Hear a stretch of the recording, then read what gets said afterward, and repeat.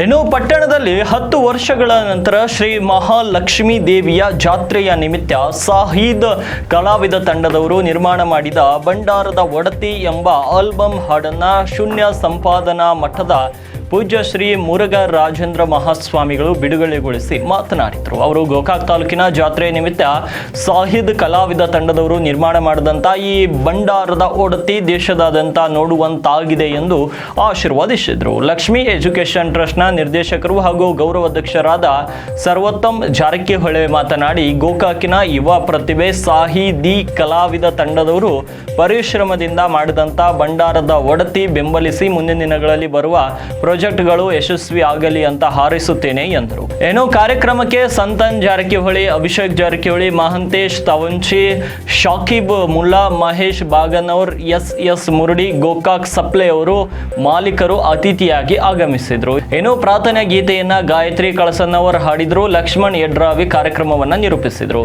ಸಾಹಿದಿ ಕಲಾವಿದ ನಿರ್ದೇಶಕ ಸಂತೋಷ್, ಸಿಮೆಟೋಗ್ರಾಫರ್ ಪ್ರವೀಣ್, ಸಂಕಲನಕಾರ ವೇದಾಂತ್ ಬಡಿಗರ್, ಪ್ರಸಾದ್ ಯಲ್ಲಪ್ಪ, ಸಿದ್ದಪ್ಪ, ವಿನಾಯಕ್ ಸೇರಿದಂತೆ ಅನೇಕರು ಇದೇ ವೇಳೆ ಉಪಸ್ಥಿತರಿದ್ದರು.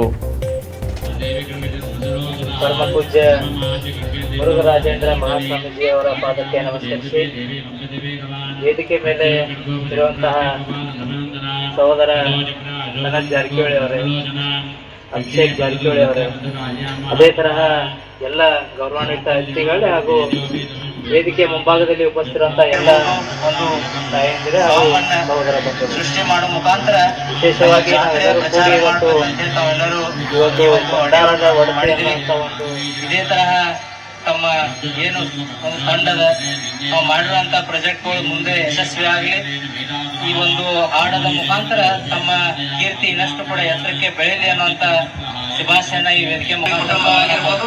ಯಾವತ್ತಿಗೂ ಕೂಡ ಕಲಾವಿದರಾಯ್ತು, ಕಲೆಗೆ ಆಯ್ತು, ಯಾವತ್ತಿಗೂ ಕೂಡ ಬೆನ್ನೆಲುಬಾಗಿರ್ತದೆ ಅನ್ನುವಂತ ಒಂದು ಸಂದೇಶ ಈ ವೇದಿಕೆ ಮುಖಾಂತರ ತಮ್ಮನ್ನ ಕೊಡಕ್ ಬಯಸ್ತೇನೆ. ಅವರೆಲ್ಲರೂ 10 ವರ್ಷಗಳ ನಂತರ ಈ ಜಾತ್ರೆ ಬಂದಿದ್ದರಿಂದ ಇಡೀ ಗೋಕಾಕ್ ಕೂಡ ಶೃಂಗಾರಗೊಳ್ತಾ ಇದೆ.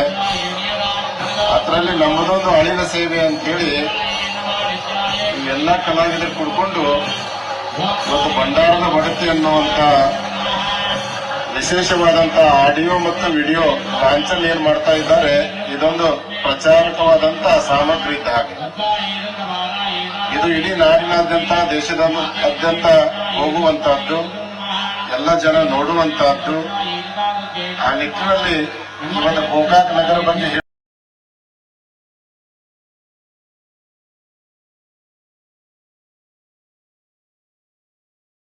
ಎಲ್ಲಾದ್ರೂ ಕಲ್ಲು ಒಗದ್ರೆ ಯಾರೊಬ್ಬ ಸಾಹಿತ್ಯ ಅಥವಾ ಕವಿಗಳ ಮನಿ ಮೇಲೆ ಹೋಗಿ ಬೀಳ್ತೈತಿ ಅನ್ನುವಂಥದ್ದು ಒಂದು ಪ್ರತೀತಿ ಇತ್ತು. ಈಗ ಧಾರವಾಡವನ್ನ ಮರೆಸಿ ಇವತ್ತು ಗೋಕಾಕದಲ್ಲಿ ಕೂಡ ಸಾಹಿತ್ಯಗಳಾಗಿರಬಹುದು, ಕವಿಗಳಾಗಿರಬಹುದು, ಕಲಾವಿದರನ್ನ ನೋಡ್ಬೇಕು ಅಂದ್ರೆ ನಾವು ಬೆಂಗಳೂರಿಗೆ ಹೋಗ್ಬೇಕಾಗ್ತಿತ್ತು. ಇವತ್ತು ಕಲಾವಿದರು ಕೂಡ ಗೋಕಾಕದಲ್ಲಿ ಸಾಕಷ್ಟು ಜನ ಕಲಾವಿದರಿದ್ದಾರೆ, ಭರತನಾಟ್ಯ ಕಲಾವಿದರಿದ್ದಾರೆ, ಸಂಗೀತದ ಕಲಾವಿದರಿದ್ದಾರೆ, ಶಾಸ್ತ್ರೀಯ ಸಂಗೀತದ ಕಲಾವಿದರಿದ್ದಾರೆ.